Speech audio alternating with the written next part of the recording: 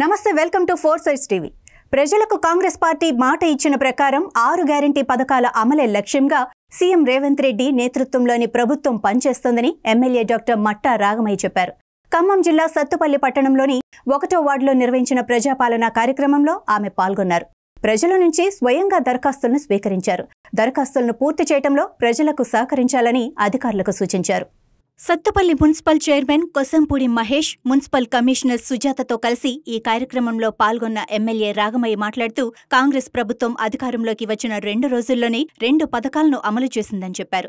RTC బస్సుల్లో మహిళలకు ఉచిత ప్రయాణం, ఆరోగ్యశ్రీ పరిమితి 10 లక్షలకు పెంపు అమల్లోకి వచ్చాయని గుర్తు చేశారు. మిగిలిన హామీలు కూడా 10 రోజుల్లోగా అమలవుతాయని వివరించారు. మొట్టమొదటిగా రేవంత్ రెడ్డి గారు మన సోనియా గాంధీ గారు ఇచ్చిన 6 గ్యారెంటీల అమలు 100 రోజుల్లో చేస్తామని మాట ఇచ్చి ఉన్నారు. అదేవిధంగా ప్రభుత్వం ఏర్పడిన 2 రోజుల్లోనే 2 గ్యారెంటీలకి మనం శ్రీకారం చుట్టడం జరిగింది. అది మనకి మహాలక్ష్మి పథకం కింద ఆర్టీసీ బస్సుల్లో మహిళలకు ఉచిత ప్రయాణం.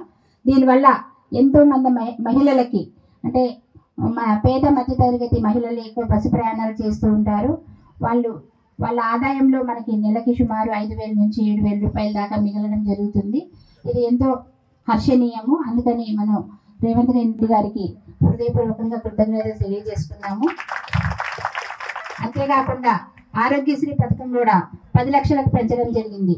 దీనివల్ల అంతేకాకుండా ఆరోగ్యశ్రీ పథకం కింద కీళ్ళు మార్పిడి ఆపరేషన్, మోకాళ్ళు, ఇప్పుడు చాలా మందికి మోకాళ్ళు దెబ్బతిని ఇంటి ముందు ఆరోగ్యశ్రీలో రాక అన్ని లక్షలు ఖర్చు పెట్టించి ఆపరేషన్ చేయించుకోలేక చాలా ఇబ్బందులు పడేవాళ్ళు.